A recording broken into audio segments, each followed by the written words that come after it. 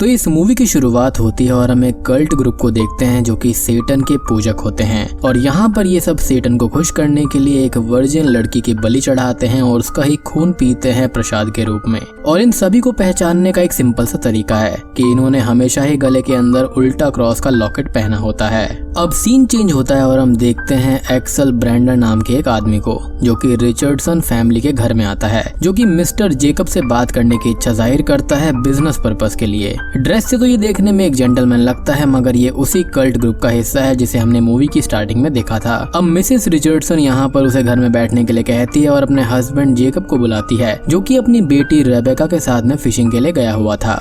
Jacob घर आता है और वो एक्सेल को देखते ही उससे बात करने में कुछ खास इंटरेस्ट नहीं दिखाता। एक्सेल ज्यादा टाइम ना वेस्ट करते हुए ये कहता है कि मेरे फादर आपकी ये प्रॉपर्टी खरीदना चाहते हैं और इसके लिए वो आपको मुंह मांगी कीमत देने को राजी हैं। प्रॉपर्टी सेल की बात सुनकर ही जेकब का मूड खराब हो जाता है और वो एक्सेल से कहता है कि ये प्रॉपर्टी बिकाऊ नहीं है और इसको उसने अपने हाथों से तैयार किया है अपनी फैमिली के लिए। अब एक्सेल यहाँ पर ये कहता है कि इसकी कोई तो कीमत होगी आपके मन में, आप वो कीमत बोलो, हम इसे खरीद लेंगे।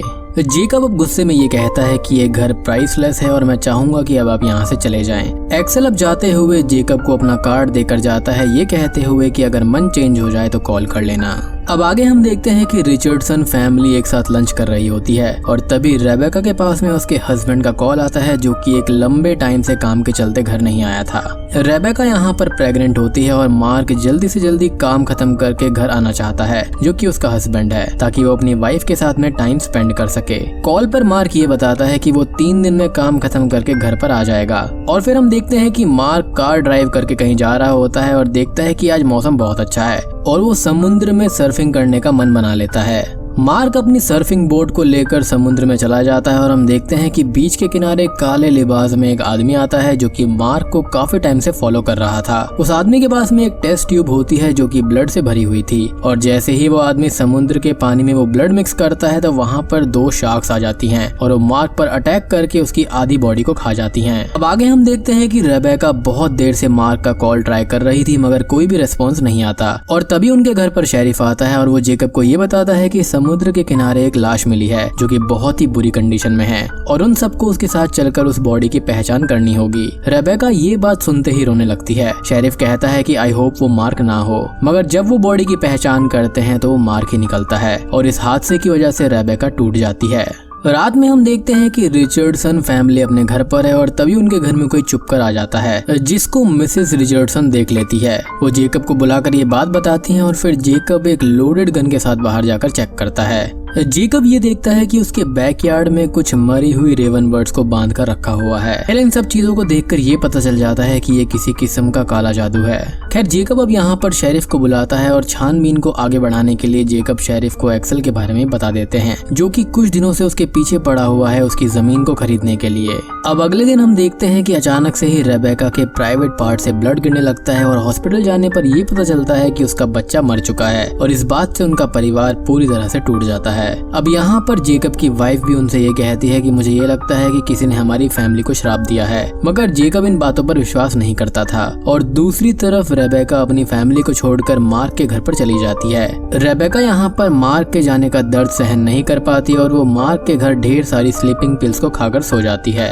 अब रात में हम ये देखते हैं कि जब मिस्टर एंड मिसेस रिचर्डसन जब सो रहे होते हैं तभी उनके बेड पर एक रेटल स्नेक चढ़ जाता है और वो सीधा मिसेस रिचर्डसन के गले पर काट लेता है। जेकब जल्दी से अपनी वाइफ को हॉस्पिटल ले जाता है मगर डॉक्टर्स उसको नहीं बचा पाते क्योंकि स्नेक बाइट की लोकेशन दिमाग के बहुत करीब थी, यानी कि उस नस पर उसने काटा था जहां पर ब्लड फ्लो जाता है दिमाग की तरफ। दूसरी तरफ हम ये देखते हैं कि रेबेका बहुत ही गहरी नींद में है और वो सपने में उसी कल्ट ग्रुप को देखती है जिसे हमने मूवी की स्टार्टिंग में देखा था।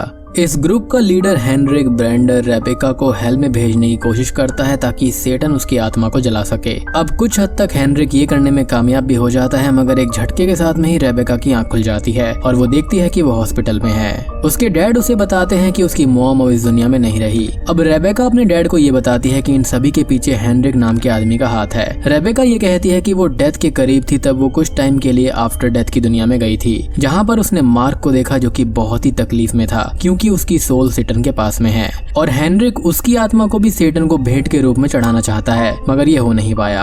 अब जेकब यहाँ भी रेबेका की बातों से पूरा कन्विंस नहीं होता क्योंकि उसे ये लगता है कि रेबेका ने बस एक बुरा सपना देखा होगा। अब आगे हम ये देखते हैं कि रेबेका ऑनलाइन एक मैजिशियन को ढूंढ रही होती है जो कि मैजिक का इस्तेमाल भलाई के लिए करता है। वो मैजिशियन रेबेका को एक व्हाइट विच का एड्रेस देता है जो कि उसके टाउन के पास रहती है और उसका नाम यहाँ पर मैरी बेथ होता है। रेबेका रात में मैरी बेथ से मिलने जाती है और मैरी बेथ रेबेका को ये बताती है कि अगर मौत के बाद किसी को हमें वापस लाना है तो उसका रिजल्ट उल्टा भी हो सकता है। ये भी हो सकता है कि जिसे हम लाना चाह रहे हैं वो ना आकर कोई और आ जाए, क्योंकि इन सबको कंट्रोल करना इतना आसान नहीं होता और ये सब चर्च के अकॉर्डिंग इलीगल भी होता है। रेबेका ये कहती है कि वो सारे रिस्क उठाने को तैयार है। और अगले दिन हम देखते हैं कि रेबेका अपने फादर के साथ में कब्रिस्तान से मार्क की बॉडी को चुराकर अपने घर पर ले आती है और यहाँ पर मैरी बेथ कुछ लिक्विड्स मार्क के मुंह में डाल देती है और एक स्पेल को बार बार रिपीट करती है, जिसके कुछ ही देर के बाद में मार्क जिंदा हो जाता है और उसकी बॉडी जो शार्क ने खा ली थी वो भी वापस आ गई थी।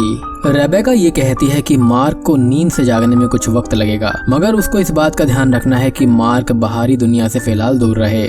मैरी बेथ जब उनके घर से बाहर जा रही होती है तो उसे जेकब के गैराज से बहुत ही नेगेटिव वाइब्स आती हैं और वो जेकब को बताती है कि तुम्हारे गैराज के नीचे कुछ तो जलाया गया है जो कि बहुत ही प्राचीन है। अब जेकब ये बताता है कि घर बनाते वक्त उनको वहाँ पर एक कुआं मिला था जो कि बहुत ही पुराना था, इसलिए उसने उसको ढक दिया और उसके ऊपर अपना गैराज बना दिया। तो यहाँ से हमें ये पता चलता है कि हेनरिक को असल में जमीन नहीं चाहिए थी, उसे बस वो प्राचीन चीज चाहिए जो कि उस कुएं में दबी हुई है। अगले दिन हम ये देखते हैं कि मार्क नींद से जागता है और वो बहुत ही डरा हुआ और बेचैन होता है, जैसे कि वो बहुत ही बुरे हालात से गुजरा हो। मार्क के नॉर्मल होने पर रेबेका उसे सारी बात बताती है जो भी उसके जाने के बाद में हुई थी और अब मार्क रेबेका को हमेशा प्रोटेक्ट करने की कसम खाता है और फिर वो दोनों ही इंटीमेट होने लगते हैं। कुछ ही देर के बाद में रेबेका और मार्क को घर के बाहर से किसी के चिल्लाने की आवाज आती है और जब वो बाहर जाने वाले होते हैं तो जेकब उनको रोक देता है। जेकब उनको अंदर से लॉक करने के लिए कहता है और शेरिफ को कॉल करने के लिए भी बोलता है। उसका कहना था कि वो बाहर जाकर देखेगा कि वहाँ पर कौन है और जेकब अपनी गन लेकर बाहर चला जाता है। रेबेका यहाँ पर शेरिफ को बुला लेती है और शेरिफ इस बार 3 से 4 पुलिस वालों को साथ लाता है और इनमें से एक पुलिस वाला होता है जो कि वर्स्ट सिचुएशन के लिए एक डायनामाइट अपने साथ लाया होता है। अब वहाँ पर शेरिफ आता है और वो डायनामाइट वहीं घर में रखवा देता है। आगे हम देखते हैं कि जेकब अपने गैराज में है और वो देखता है कि वहाँ पर ढेर सारी मोमबत्तियां जली हुई हैं और तभी पीछे से एक्सेल आता है और जेकब का गला काटकर उसे मार डालता है।